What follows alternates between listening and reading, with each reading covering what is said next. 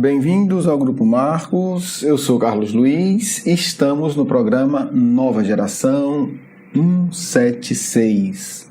Lembra do que aconteceu? Antes da gente começar, um rápido aviso. Em breve, e o nosso em breve significa em algumas semanas, nós anunciaremos a vocês formas de interagir melhor com o Grupo Marcos, formas de colaborar de uma maneira mais direta com o Grupo Marco. Dentre elas, vocês poderão colaborar na tradução de textos, né? Nós vamos começar um movimento para traduzir o material do Grupo Marcos para o inglês, para o francês, para o alemão, para o idioma que você domine ao ponto de poder fazer uma tradução. Então, já estão convidados aqueles que podem e querem colaborar.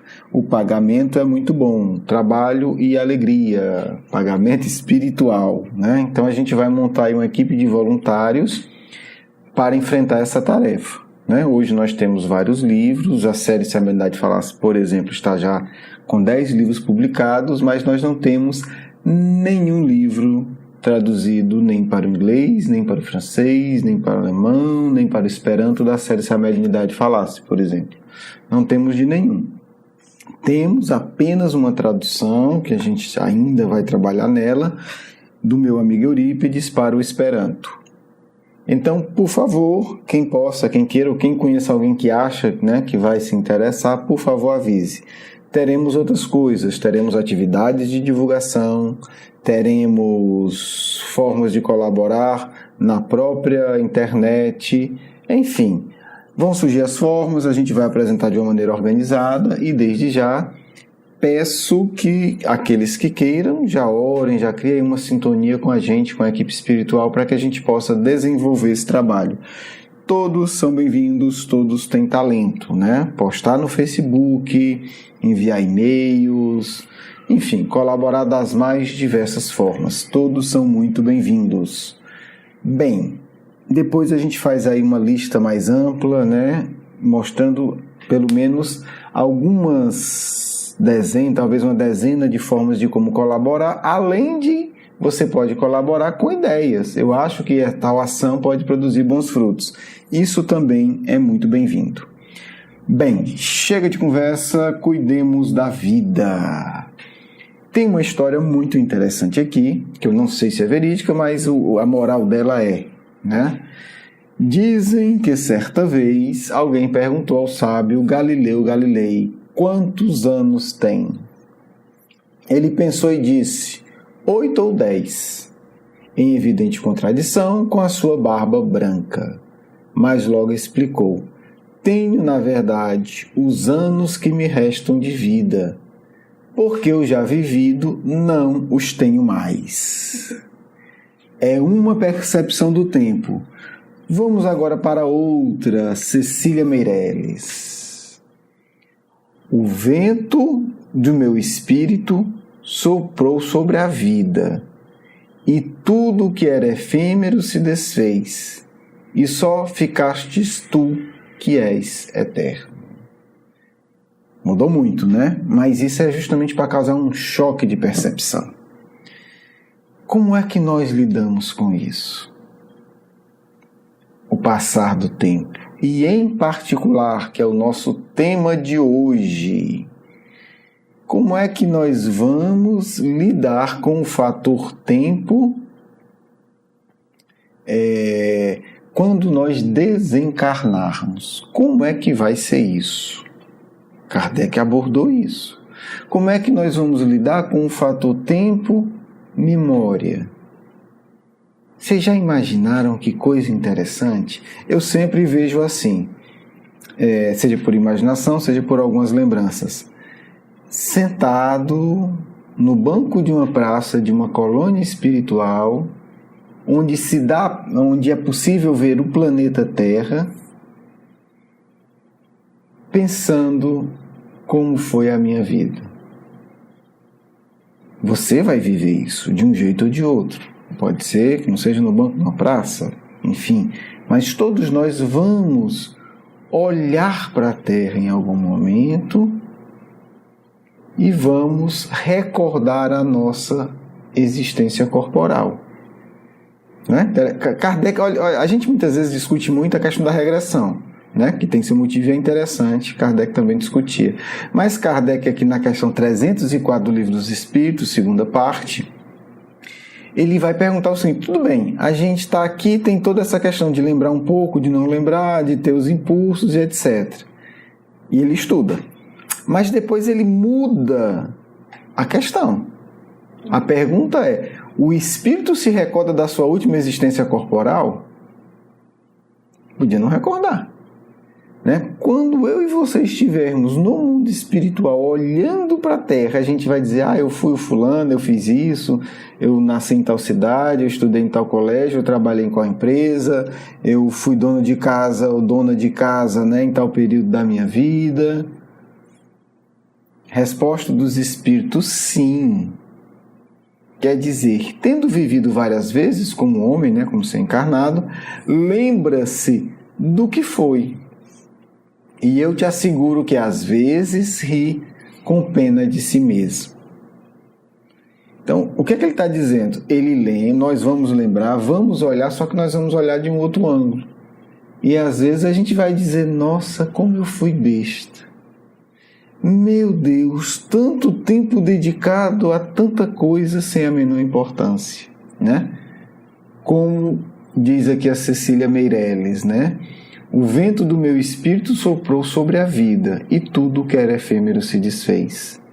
Bonito nessa linguagem, quer dizer, mas é isso, o olhar do espírito. Quando a gente estiver desencarnado e olhar para a nossa existência, né, com o sopro do espírito, com essa visão do espírito, visão do espírito aqui é a visão da imortalidade, da grandeza da vida. Tudo que é efêmero se desfaz, né?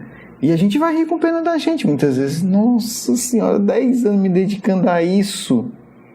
O que é que eu fiz com os meus fins de semana dos últimos 30 anos? Porque o que é efêmero, por evidente, se torna insignificante, do ponto de vista espiritual. Kardec vai enfiar aqui um pouquinho mais o alfinete, para dar uma alfinetada boa na 306. Vamos para a 305. A lembrança da experiência corporal, da existência corporal, se apresenta ao espírito de maneira completa e inesperada. Veja que Kardec é um gênio porque ele faz perguntas filosóficas e logo em seguida ele faz pergunta técnica. Pergunta se lembra, uma questão mais filosófica, mais geral. Agora ele quer dizer: mas como é que ele lembra? De uma vez? Como quem dormiu, aí acorda de manhã e tem que fazer isso, ou eu fiz isso ontem.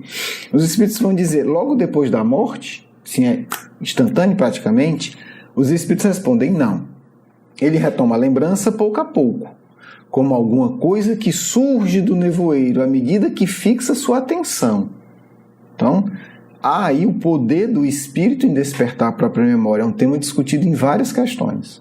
Nós temos o poder de estimular a nossa memória. 306. O espírito se lembra com detalhes de todos os acontecimentos da sua vida. Olha como Kardec é criterioso, mas lembra de tudo. A memória dele funciona assim, igual um computador perfeito.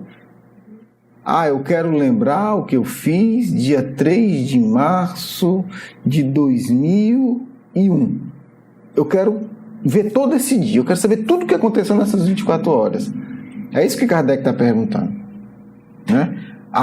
Eu quero aqui me concentrar e quero entender exatamente o que aconteceu comigo no dia 22 de abril do ano de 1500. Onde é que eu estava, com quem eu estava, o que eu fazia, tarará, tarará, tarará. É isso que Kardec está perguntando. E aí ele ainda pergunta reforçando. Essa memória abarca o conjunto, é como se, né, numa olhada de uma vez, ele, né, capta tudo. Resposta dos espíritos. Lembra-se das coisas em razão das consequências que ela tem sobre o seu estado de espírito. Né? Seu estado, aqui espírito está usando como emoção, seu estado emotivo. Porém, compreende que haja circunstâncias de sua vida às quais não dá importância alguma e sequer procura recordar-se. Então, o que é que ele está dizendo? Óbvio que ele vai lembrar primeiro aquilo que está tocando mais a ele, como acontece com a gente. a lógica espiritual profunda é idêntica, encarnado ou desencarnado, muda o ponto de vista. Hoje, você lembra mais de quê? Do que mais lhe afeta. A tendência é essa, né? Se a gente pegar, né, os últimos, 7 dias, a última semana, a gente vai lembrar mais de quê? Aquilo que nos afetou mais imediatamente, né? Um acidente, uma boa notícia, uma preocupação maior, uma conquista.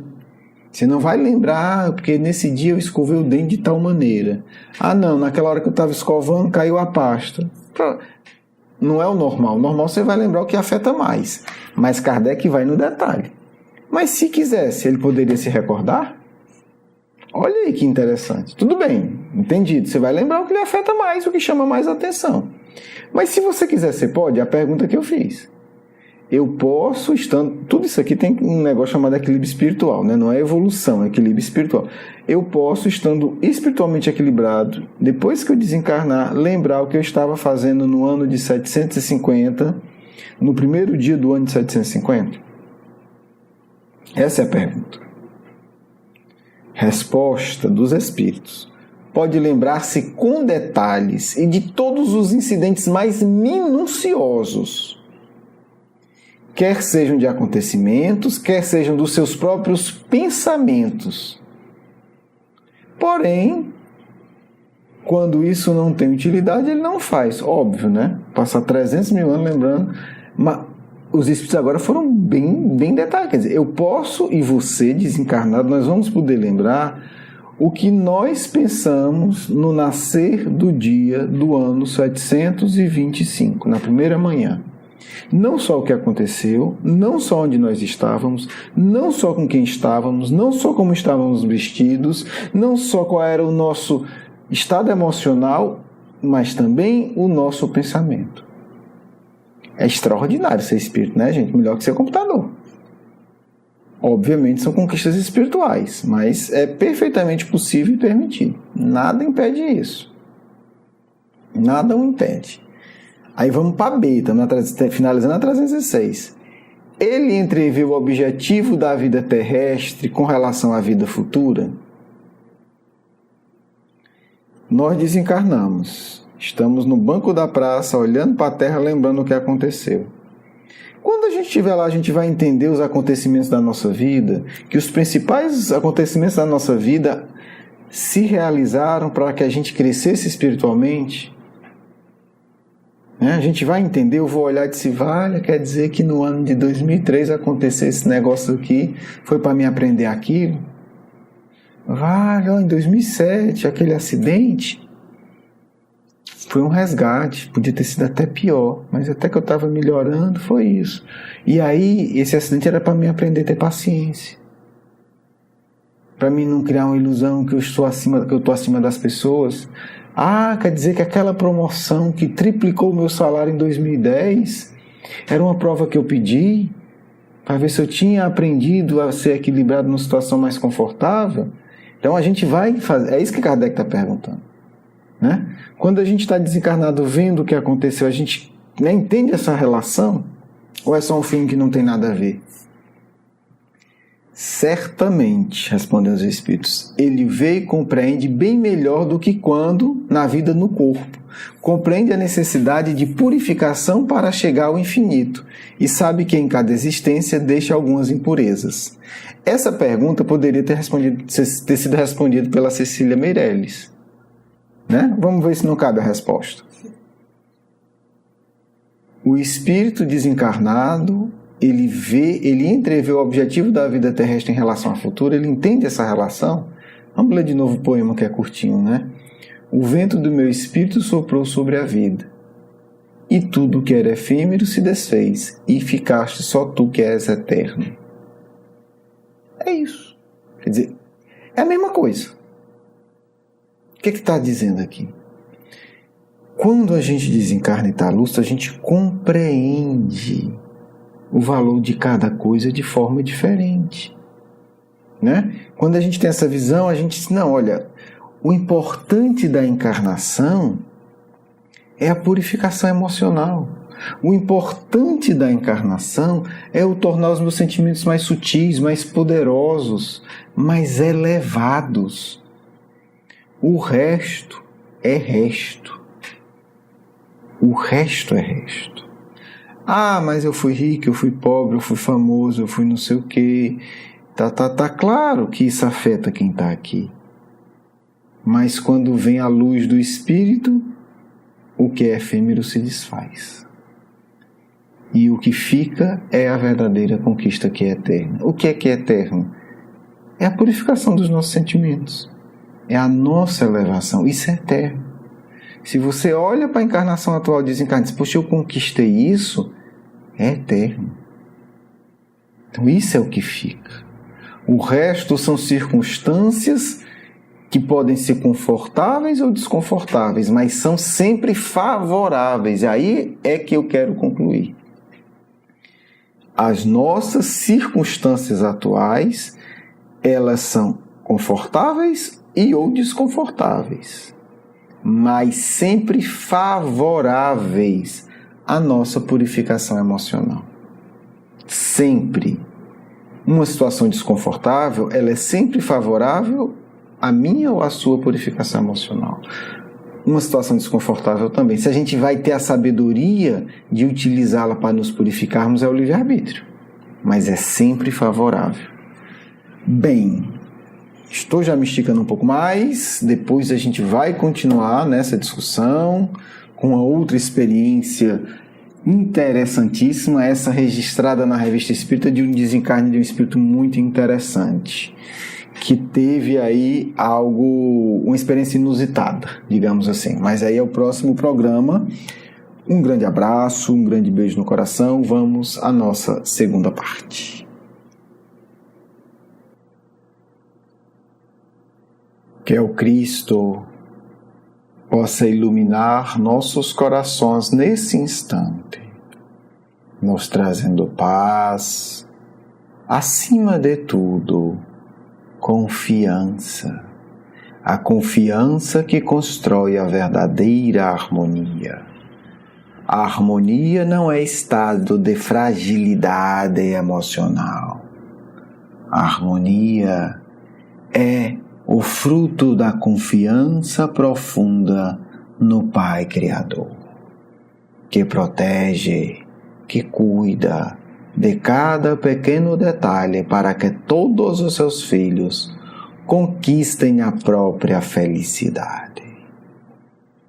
É um exercício que eu peço que todos façam, nesse instante ou depois, se agora não for possível, filhos. Pensem no próprio desencarne. Aceitem emocionalmente que um dia deixarão na Terra. Escrevam de forma simples o que vocês quererão ter deixado neste mundo. O que vocês quererão ter aprendido na existência atual. Não serão santos, não conquistarão as imensas glórias da escala espírita do nível mais avançado.